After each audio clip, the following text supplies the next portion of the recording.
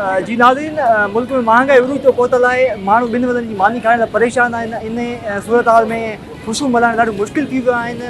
ऐं इन सिलसिले में असां हींअर हैदराबाद जी मेन मार्केट में मौजूदु आहियूं, जिते माण्हू ईद जी ख़रीदारी लाइ पहुतल आहिनि। अचूं त हिते आवाम सां ॻाल्हि ॿोल कयूं त हू इन ख़ुशी खे कीअं मल्हाइनि पिया ऐं अघु जी भेट कीअं माना ख़रीदारी में केतिरो इज़ाफ़ो आहे। ऐं हुन सां गॾोगॾु हिते दुकानदारनि सां ॻाल्हि ॿोल कंदासीं त हू अघु जी भेट कीअं हुनजी ख़रीदारी में केतिरो इज़ाफ़ो आयो आहे ऐं या घटिताई आई आहे। जी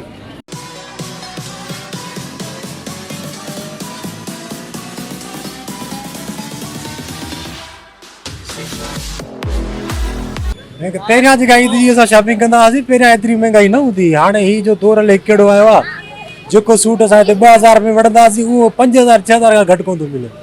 हिते माण्हू ॿाहिरि त वठी न अचे। ॿाहिरां पहिरियां हिन ही मॉल में हींअर कोई फ़र्क़ु ई न। रेशम गली जो नालो सिर्फ़ु रहिजी वियो आहे। पहिरियां हूंदा हुआ रेशम बाज़ार सस्ती आहे, हिते रिज़नेबल प्राइस में कपिड़ा मिलनि था, का ॻाल्हि कान्हे। साॻियो 5000 6000 में वॻो लॻो पिया, ग़रीब माण्हू त हेॾे अची ई न। असल में हाणे जेका कंडीशन असांखे नज़र अचे थी उहो डबल रेट आहे हर शइ जो। जेका शइ 500 रुपया मिलंदी उहा 1000 रुपया, 1000 रुपया वरी 2000 रुपया। तमामु घणो फ़र्क़ु अची वियो आहे। महांगाई उरूज ते थी वई आहे। जंहिंखां पोइ छा कर असांखे ॿुधाए थो त डॉलर रेट चढ़ी वियो आहे, पेट्रोल जो रेट चढ़ी वियो आहे।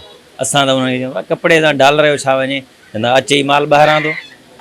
इन जे करे माना कंडीशन इहा पहुती आहे। जंहिं जाइ ते वाक़ई बि असां जिते 2 जोड़ा वठंदा हुआसीं उते हाणे हिकिड़ो था वठूं। जी जी हाँ, पहले के मुकाबले में बहुत कमी आई है। पहले काम बहुत अच्छा था, अभी कोरोना की वजह से वजह क्या है जो कुछ महंगाई है, कुछ कोरोना जो ये 2 साल से बंद हो रहा था बाजार, और इस बीमारी की वजह से अब शेड्यूल चेंज हुआ है तो काम नहीं है। कितना किलो है कम, 50% फ़र्क आ गया। पहिरीं असां ईंदा हिते वॾो रश हूंदो बाज़ार में, महांगाई कोन हुई त हर माण्हू शॉपिंग कंदो ख़ुशी सां। तक़रीबन 100 मां 80% माण्हू ईंदा। हाणे तक़रीबन 100 मां 20-25% माण्हू अचनि पिया, उहो बि शयूं कोन था वठनि महांगाई जे करे।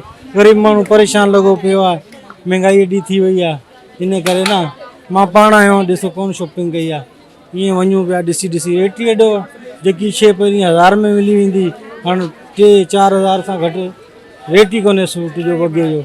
भाई ईद एक ऐसा त्यौहार होता है, इसमें हर गरीब हो या अमीर हो उसकी ख्वाहिश होती है कि अपने बच्चे को, अपने घर वालों को ज़्यादा से ज़्यादा 3 सूट नहीं, 2 सूट नहीं, 1 सूट की खरीदारी करवाए। तो मैं कहता हूँ ईद ऐसा त्यौहार है, इसमें माशाल्लाह से हर बंदा जो ना पेट भर के रोज़ी करता है। अल्लाह पाक सबको रोज़ी देता है। ये है कि 19-20 तो फ़र्क पड़ता है, लेकिन ये है कि काम अल्लाह का शुक्र है सेट है। फ़र्क तो काफ़ी आई है भाई, अभी तो कारोबार है ही नहीं, फारिग घूम रहे हैं हम लोग तो। अच्छा, वो किस वजह से, वजह क्या है उसमें?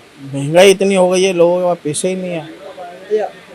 अब क्या देखते हैं कितना परसेंट फ़र्क आया है आपकी खरीदारी में? 50% फ़र्क आई है। जी नाज़रीन, तव्हां हिते आवाम ऐं दुकानदारनि जी ॻाल्हियूं ॿुधियूं, हिन जो इहो ई चवणु आहे त असां अॼु जी भेट जीअं ईद जेका ॾाढी मुश्किल सां मल्हाए रहिया आहियूं ऐं महांगाई बेरोज़गारी जेका वधी वई आहे।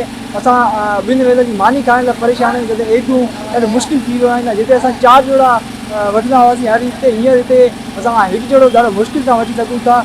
ऐं दुकानदार बि जेका उन्हनि जी तव्हां ॻाल्हियूं ॿुधियूं आहिनि त हू बि उन्हनि जो चवणु इहो आहे त असां जेका अॻु में असांजी जेका ₹1 रुपया सेल थी हुई, हींअर उन खां तमामु घटि थी 50,000 खां अची वई आहे ऐं महांगाई तमामु उरूज ते पहुची वई आहे। माण्हू कुझु ख़रीदण लाइ तयारु न आहे। कैमरामैन वीर उसामा सां गॾु आज़ाद दाल हुसैन, कल्याण TV, हैदराबाद।